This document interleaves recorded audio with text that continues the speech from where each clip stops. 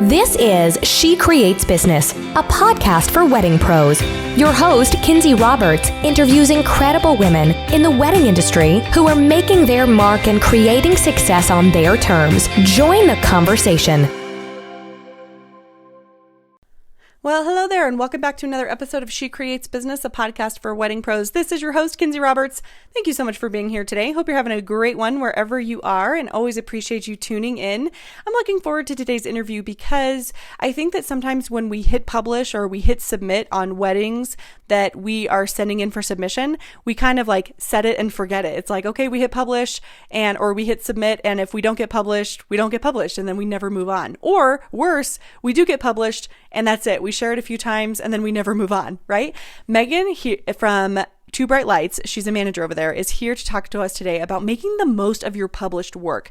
She even gives us the scoop on one of their most published Two Bright Lights members who, spoiler alert, was published in 2017 over 100 times. You guys, over 100 times. And that's not 100 weddings, because that's crazy. Like 100 different weddings. That is, she was published 100 times because she utilized those publications where it wasn't exclusive work. It is so brilliant, and Meghan digs in exactly to how she did it. So I know you're going to enjoy this interview, and I think these are strategies that we can all take and implement into our business in the new year and beyond. So let me tell you a bit about Meghan. She is indeed the manager of Two Bright Lights. She's passionate about helping event professionals grow their brand and leads by connecting with publishers and other vendors. She has extensive marketing and event management experience and understands the challenges and the opportunities creative entrepreneurs face. Growing up with a booking agent and a wedding band leader for parents, there is no doubt that marketing and events are in Meghan's DNA. Her love for music and events grew from singing and playing piano as a toddler to performing in recording studios and at weddings and events in the years since. Meghan holds a degree in music business from New York University and lives in New York with her husband, and if everything goes her way, their future dog, who she has already named Chet.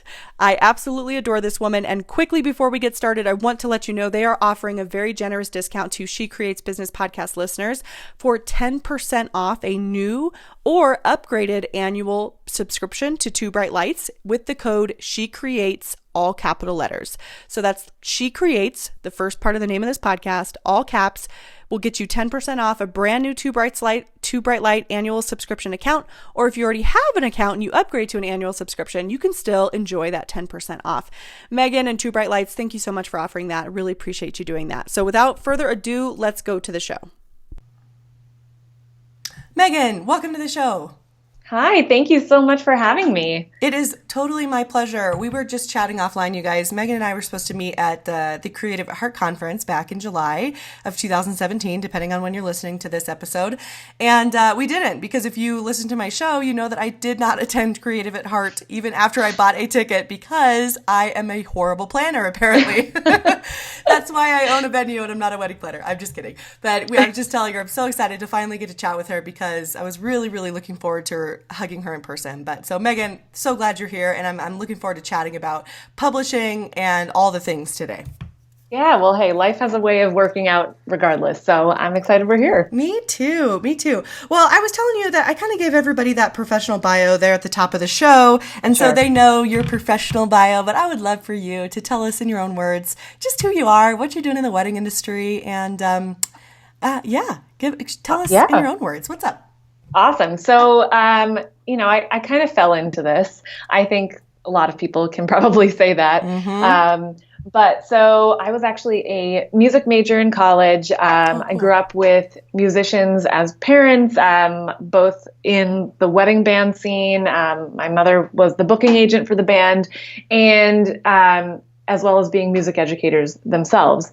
So I saw them really like having this side hustle and working really hard in addition to their day jobs and trying to figure out how they could, along with so many other small businesses that I saw, or whether it was families or anything like that, really saw them trying to figure out how to make more time in their day, because let's be honest, we would all love to have more time in our day, and how to make their work really work for them as opposed to working for their work, if that makes sense. Yes. So I knew that I had a heart for the creative industry, for the events industry. And so when I graduated and I had my music degree and I was going to be the next Britney Spears. And then I was like, just kidding. Not going to happen. Just kidding. Yeah. No, maybe in my dreams, but I'm good. I don't need to be Britney Spears. That's So so I ended up going in and working for an events and interior design company. Okay. So it was basically the first year and a half out of school. I was a personal assistant as well as an events coordinator. And oh my gosh, it was the craziest year and a half of my life. And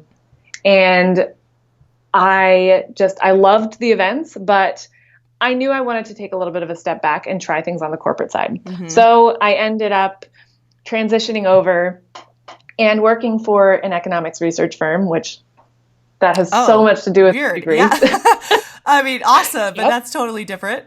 Yeah, totally different. And I was like, okay, this is a great experience for me to get some corporate events side, more of the operational side. And then, you know, my grand plan of maybe a year or two turned into 6.5 years. Oh, wow. And okay, cool. Yeah. So I transitioned from there to more of their marketing and product side of things. Mm-hmm. So there I was growing a small business and trying to figure out, you know, how I was becoming passionate about what I was marketing and what I was building from the product side. Yeah. But I realized my heart really wasn't there. So when I found out about Two Bright Lights, it was like, wow, this is so perfect. Not only can I still have involvement in the events and wedding industry, yes. I am growing a small business, but I'm also helping other small businesses grow their own brands. So for me, this was like the best of all worlds coming together. And now I've been on the Two Bright Lights team as the manager for just over 2 years. And I have to tell you, this is one of the best decisions I've ever made in my life. Okay, I was going to ask, like, what was that like? So it sounds like it was like the best decision. Excellent. Yes, I love it. I absolutely love the amazing people that I get to know, that I get to work with, and really see how what the product we're building and the product that we have and the community we're serving, how it really does transition into, you know, them growing their business and booking more clients and booking higher end clients. And it's just been a wonderful experience. What was that like? What was that decision process like when you were at your old job for 6.5 years? Was it hard to say, okay, I'm going to make this leap and start something new that is it's still in the event industry, but it was different, you know, it was a startup essentially. Yeah. Right? And so what was that decision process like? You know, it definitely was a leap of faith. You know, it kind of, as I'm sure many of us in the small business world have had that opportunity, we're like, okay, we just need to jump.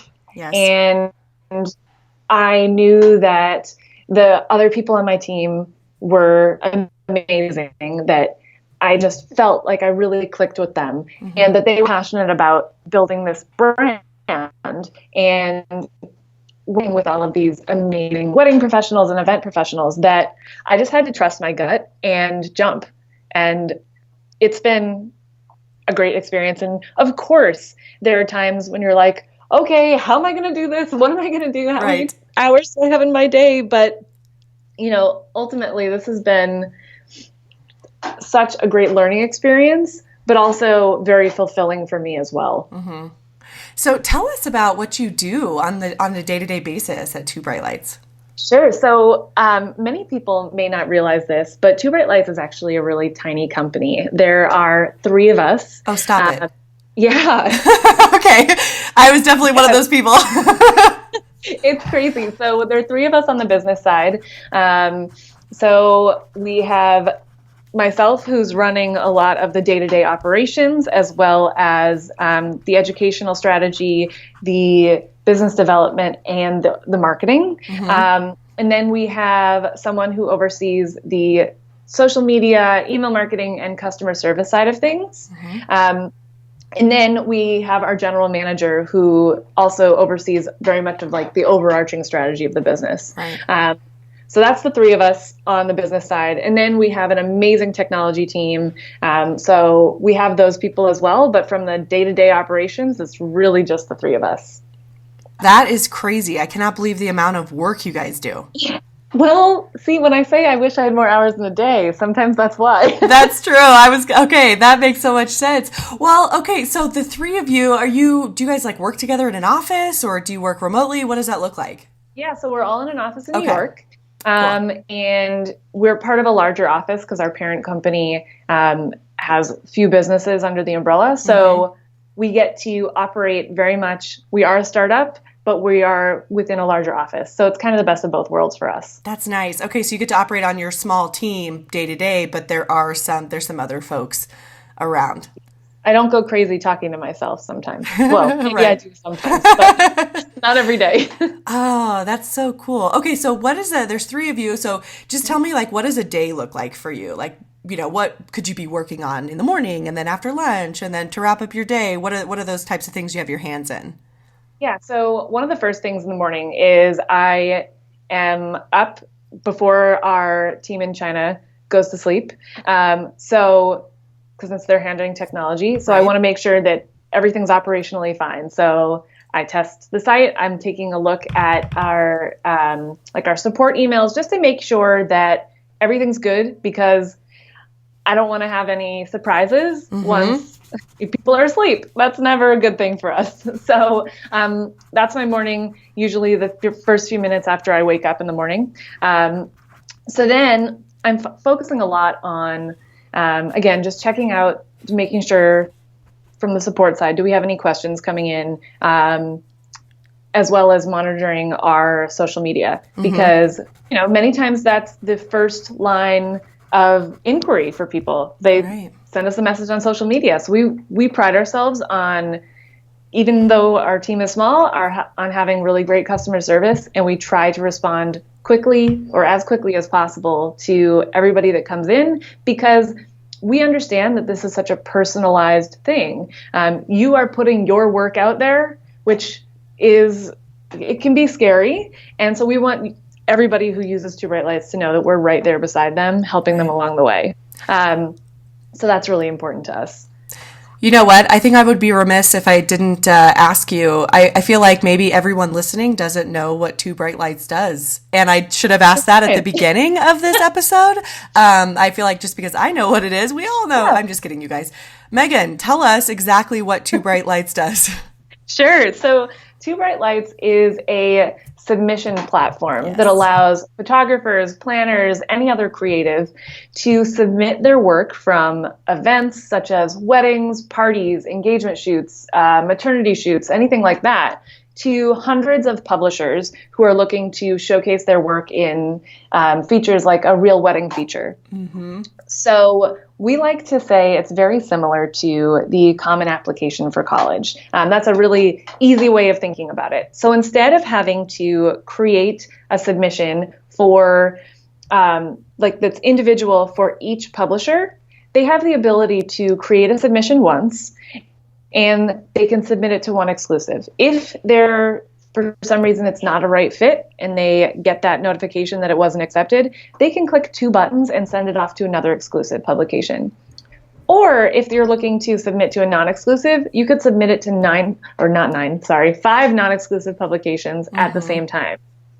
So to make that process very streamlined from the submitter side. But also from the publisher's side, they're receiving all of their submissions in the same format, in the same location. So they're not having to manage this all in an email inbox, taking a look at different like Dropbox files or other files like that. They have the ability to review everything in one dashboard in their Two Bright Lights system, except right in there's a calendar. And then we actually just released an integration with WordPress for our editors so they can import everything directly over. So really saying that we're trying to make the submission process as easy as possible. That's so brilliant. I love that so much. There's so much consistency there. That is just the pinnacle of like saving time and being efficient with your time. And you can see who is, accepting submissions and, oh my goodness. Okay. Love this. So there it is, you guys. If you didn't know what Two Bright Lights was, there you go. Okay. So I have a really quick question actually from the business side of things, and then we're going to get into more about publishing. I'm just so interested in what you guys are doing on a daily basis. Do you guys have like two clients? Like we have us, the wedding professionals, but then do you also have the people who are publishing weddings? Yeah, absolutely. Okay, cool. Yeah. So we, like you said, we have the submitter side and then we have the publisher side. Yeah. Obviously, both have different needs, Yes. but the ultimate goal is the same. The submitter wants to get featured and the editor wants content to feature. Yes. So it's kind of a little marketplace where we sort of make those connections possible. So cool. I love this. Okay, let's talk. I could talk about this all day, but let's talk more on the submitter side. Let's talk about submitting weddings. I think by now, probably everybody listening to this podcast essentially has an idea or a really great idea of why it's great to get published, what it can do for your business. But I would love for you to kind of chat from your point of view, especially because you do see the publisher side and the submitter side. I think you have a really great kind of bird's eye view of the whole scenario and the whole process. So I would love for you from your perspective to tell us how Two Bright Lights sees publishing from the submitter side and how you've seen it impact business and why it is an important part of our businesses as wedding professionals. Absolutely. I would say that people are constantly getting married. Yes. That's one of the reasons we're in this business. We love weddings, right. But we've all seen weddings change over the last maybe 5-10 years even. They are so much more personal now. It's almost like if they weren't online, they didn't happen. As we know with most things these days. Were we actually there? Exactly. And hopefully you're not wearing the same dress you wore at the last time, right? Right, exactly. That's a dangerous part of social media. Yeah. But so couples are looking for more and more inspiration on how to create that perfect day, whether it's going huge and all out or having a more intimate ceremony or an intimate event where they're looking to make that really personalized and make it more of an experience for themselves and their guests. So publishing and these real wedding features are many times one of the first things that these couples who are planning look at. They go for the national publications many times for the larger inspiration, and the regional publications when they're getting close to figuring out like that end of the booking process where they're actually looking for the professionals that they're going to hire for their own day. So that's something that's really interesting. Just a little tip that I'll throw in there when people are looking from the submitter side of choosing which publications, you have to ultimately think of what your goal is. If you're looking for something big that's inspirational, go national, and that's great. But when you're looking for trying to reach clients that are many times in your own backyard, the regional publications can many times be key. Yeah. Something not everybody thinks about. It's almost like everybody's go big or go home. Right. But sometimes home is better. It is. Not your ideal client may not actually be looking at Style Me Pretty, or they may not be picking up Brides magazine. They may be like, I live in Colorado, for example. So, maybe my ideal client is like, I am all Colorado. I am all mountain girl. I want a ceremony and a reception that reflects my personality. And so in our case, like Rocky Mountain Bride would be better in that scenario than Brides, And so that's really fascinating. So what do you see are some of let's talk about the mistakes you're seeing submitters make and then what they can do to help kind of alleviate those mistakes or mitigate them. So what are some of those mistakes you see folks make when they're submitting weddings or events? Sure. Yeah. So I think there's a few things that are the biggest mistakes we see. Well, first of all, not submitting and waiting for like the best event of their career. That obviously you're not going to get published if you're not submitting. But waiting, just why wait? You have so much in your portfolio already and you can run with it, and you should. It doesn't have to be the highest end wedding that you've ever worked on. You want to have these images work for you. And that's one of the biggest ways of doing this. So when you're going through these events that you already have and you're trying to figure out what images you want to select for that, try to build that into your culling process if you are the photographer. So you want to be narrowing it down to 150 images maximum. which can be crazy when you think about how many images actually are shot at a wedding and then narrowing it down to that 150. But just thinking about that inspirational factor. So you want to have 70% detail shots and 30% with people. And I know that can be a little scary. 70% is a lot. Mm-hmm. But think big picture when it comes to detail shots. So yes, the ring shot, the dress, the florals, but also the empty ceremony site, a wide shot of that. Then you have a close-up of all the different details that are part of that ceremony. The same for the reception. Then the location itself. There's so much that you can get from that, the externals of that location. So whether it's a fall wedding and their colors have red or orange and there's leaves at that location that are the same colors, take a shot of that and tie it together. It's a great way of weaving that story together. And so how did you come up with these percentages? So we actually talked and surveyed a lot of our publishers to go over what their ideal sort of shot list, I guess, so to speak, would be. And so we compiled all that, and we actually came up with our wedding shot list for if you're submitting. These are the numbers of the different categories of images, and I'd be happy to share that with your listeners. So I'll send that over to you so you can share that with the listeners as well. Thank you. Okay. Yeah. So it's really helpful because the goal is you want to give what the editors want to see. Right. Their readers are looking for inspiration. It's harder to be inspired by something when you're seeing people's faces or the people that aren't yourself in these photos. At the same time, you do want to see the emotion. So that's why the 70-30 is a really good breakdown. And is it hard for people, if there's so many faces, is it hard for them to like put themselves in that scenario because there's a person there and they can see their face? Exactly. Oh, exactly. Okay. Huh. But you want a little bit, so you like, especially the first look moment, and you can see how people feel at that moment, and it helps them sort of imagine how they'll feel. But then with the more details and the sort of general photos, that tends to really tie it together. And so how many photos should we be submitting when we submit to publications? Does it depend on the publication, or is there kind of a general number that we should shoot for?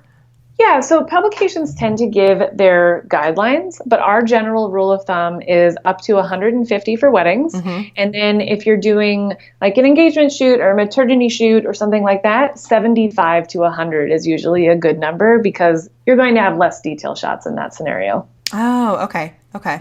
So what are the other mistakes that folks are making when they're submitting?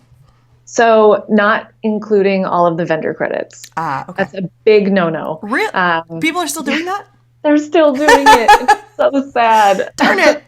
Yes. Of course, there are scenarios or cases where it's more of a DIY wedding or something like that. Sure. But just make sure you're very clear about that when you're sending a note to the publisher or you're writing something in that, like an album story to talk about the day. Just make sure you're very clear so it's not like they discount it automatically because there's only 2 vendors tagged or something like that.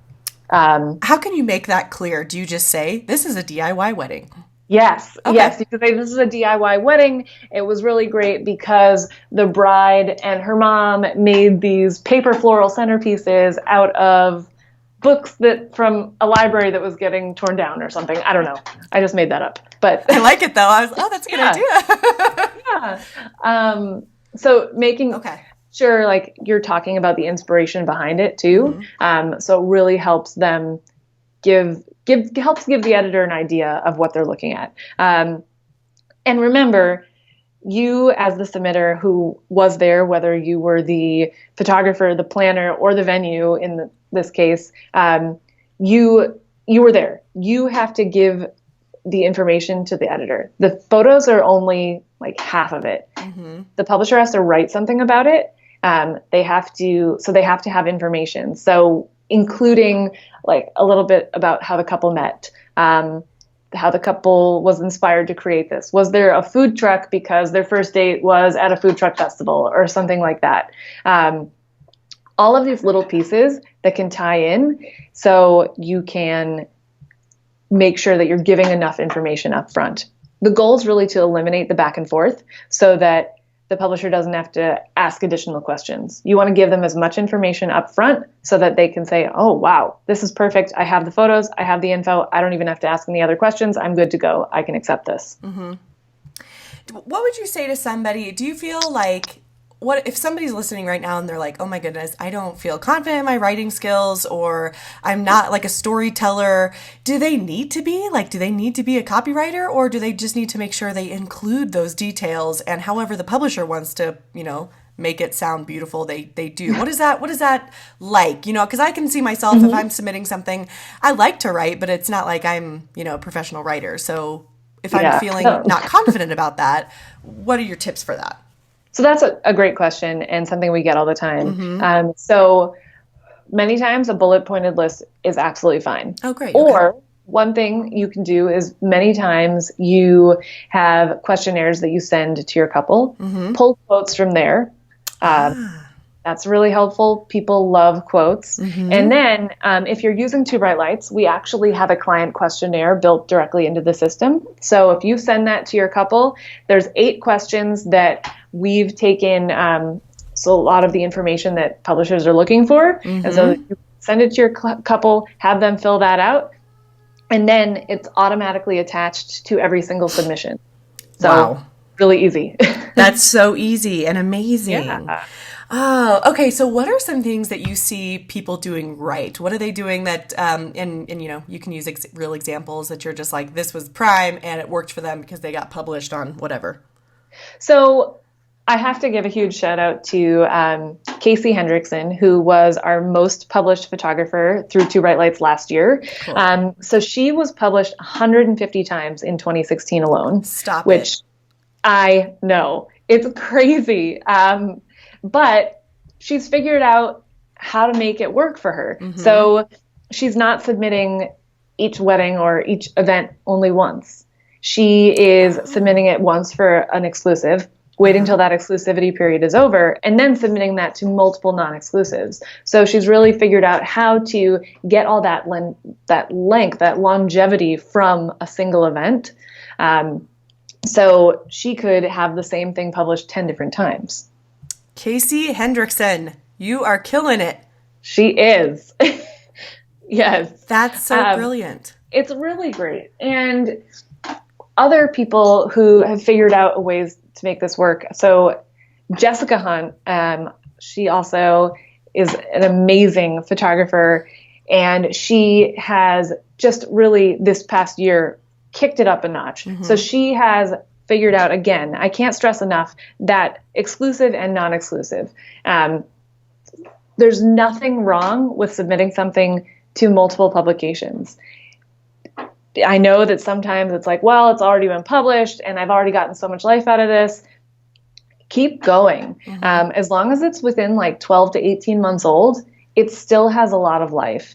And you have to remember that publishers are very likely to pick different photos. I mean, maybe some of them will be the same, but if you're submitting 150, the odds are that every publication picking up the same photo is not going to be the case. They're going to be reaching different readers. And then from an SEO perspective, talk about awesome backlinks to you. That's just going to help your SEO so much. Absolutely. Not only do you get it in front of your ideal audience because the readers are your ideal clients, right? But you also get that SEO benefit. I can't imagine what it's for Casey, and going back to her example, I can't imagine what 150 backlinks has done for her to show up in search for people, who still haven't even seen those published pieces yet. They're just, searching for XYZ photographer or whatever in their area. That is just so incredible. It is. And so I was actually talking with Jessica the other day, and we were talking about how publishing has sort of changed herself and her work. And she was saying to me that it's really changed how she sees herself and her work. It's given so much more confidence in what she's accomplished. And, many times as a solo business person, it sometimes is harder to share your victories. because you don't have a whole team working with you, and Totally.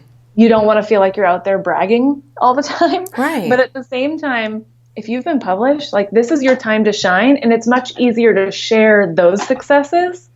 And you're getting that out to, so your clients, you're sharing it, you're tagging your clients, you're tagging all of the other professionals you worked with. So all of a sudden, not only is everybody in your network seeing all of this awesome work that you've been published in, but all of their connections.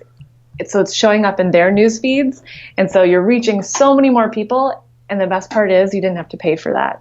And it does the bragging for you.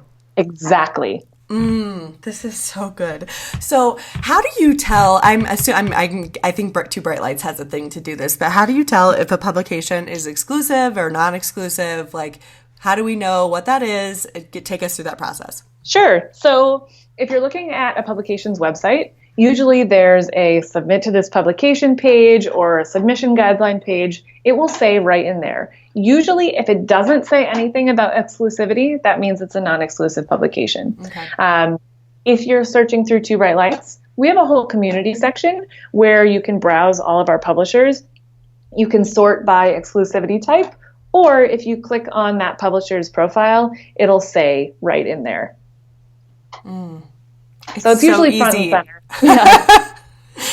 So tell me, as we kind of wrap up here, we have a couple more minutes, but I feel like I could talk to you for an hour, so we might have to do a part 2. But as we wrap up here, what are so we've talked about the mistakes people are making. We've talked about, the great things that Casey and Jessica are doing, and we can emulate that. So I feel like I do want to kind of dig into that a little bit. Submitting and getting published in 150 publications in 2016, that sounds like a lot. But at the beginning of this episode, you told us really how Two Bright Lights works. And so in my mind, it does sound like a lot. But in my mind, I'm thinking it probably wasn't that hard from a physically submitting standpoint because she was using Two Bright Lights. So could you kind of take us through the mechanics of that? Was it just a matter of hitting submit again, or take us through, the mechanics? Yeah, sure. So when you create your album, so that has 150 images, it has all the vendor information, and hopefully your client questionnaire has been filled out by your couple. So you go in and then you select that album for submission. You then have the choice to say you want to go an exclusive or non-exclusive. So you can choose how you want to start out. If it's never been submitted anywhere, you can obviously go the exclusive route. So let's go with that in mind. You select exclusive, and then our system takes into account the tags that you put on the album and compares that with the tags that all of our publishers have selected, so the types of work that they want to see. We have a publication matching tool that suggests between 3 to 10 publications that we think are the right fit based on those tags. But you still have the ability to choose any of the publications on the platform that you may want to submit to. So if you don't like the suggestions that we've given you, you are free to choose anybody. So in this scenario, we'll choose one exclusive, we'll write a little note, and then click submit. So easy. Everything's done. So now it's just a little bit of a waiting game. So some publishers take a little bit longer than others. So for example, if you're looking to get published in, let's say, the Not National Print magazine, they have a 6-month print cycle. Right. So depending upon when you submit in that cycle, you could end up waiting 6 months to hear back. So not all exclusives take that long, but if you are going the exclusive route, you just have to be prepared to wait a little bit. But the patience can be worth it.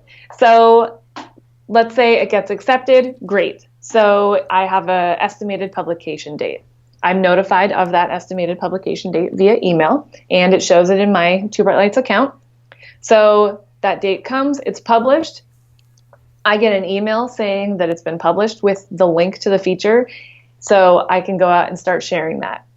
So then on that date of publish, that's when the exclusivity clock starts ticking. So exclusivity publications can have that exclusivity period that ranges from 1 to 6 months. So let's say if we're going to talk about the Knot here, they have for the national magazine, it's a 6-month exclusivity period. So 6 months from that publication date, I will receive an email saying, yay, your album is now ready for resubmission. So you don't have to worry about taking like notes and counting the days yourself. Two Bright Lights will automatically notify you when that exclusivity period is over, which is great because there's too many things to remember. So now one less. So once that happens, you can go in, use the publication matching tool again, and this time for non-exclusive publications. And then you can select up to 5 and send a little note to each publisher. So you've selected the 5, then a screen pops up where you can write individual notes to each of those publishers. It doesn't have to be anything long. You can just say something about how you, why you picked the publication and why you think that this wedding you're submitting is a perfect fit. Right. And then you click a button and hit submit. Done. So now the whole process starts over again where you're waiting and hearing back and then getting notified when it's published. So you may get 3 of those picked up, but 2 may have not been accepted. So then you can go in and do that whole process again. The goal is that, you know, these rejections, unfortunately, are bound to happen from time to time. Totally. But with 2 clicks, you can resubmit it, so it hurts a little bit less.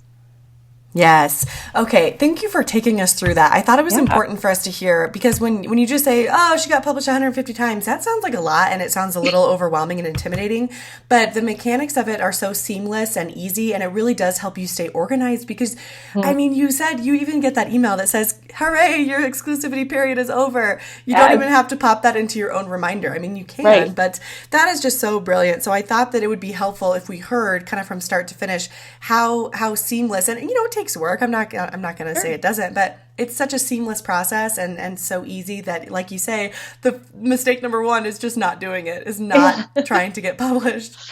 Yes. Yeah. And the great part is that with those publication notifications, every single professional that was tagged on the event, so if you were the submitter and you were the photographer, the planner, the baker, the venue, the florist, all of those people also get notified of the publication. So they can be out there sharing it as well. That's absolutely wonderful.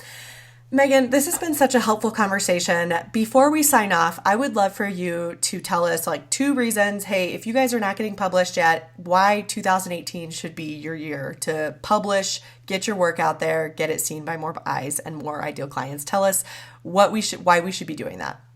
Absolutely. So definitely, hopefully now your wedding season is calming down a little bit. So you've got this awesome backlog of events and images that you're ready to get out there. So now is the time. Take that momentum that you have already going and just select, even if it's 5 different weddings that you want to try to get published this year, you got to start somewhere. So when you're going through your processes, just make sure that culling of 100 to 150 images is part of that process. Upload them through Two Bright Lights, hopefully, and then you can send them on your way. So that way it's working for you while you are continuing to work in your business. So definitely now is the time to take that. You never know what's going to happen. I have to share one more story of a photographer couple that we work with. So it's Randy and Ashley Studios. They actually were published. It was one of their first couple sessions that they published through Two Bright Lights.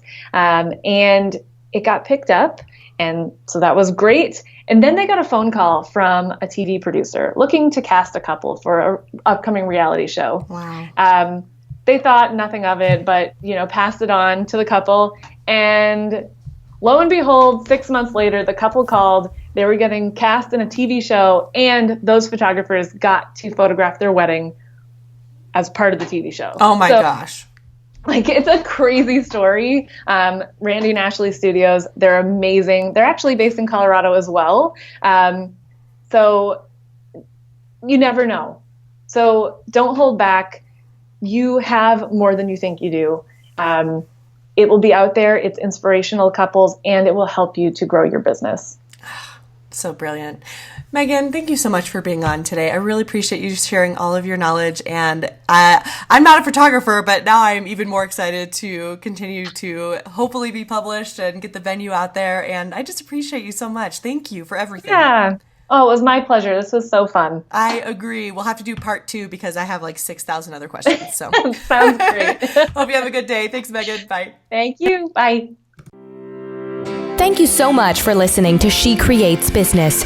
Please take a minute and head to iTunes to leave an honest review so we can help more wedding pros find the show.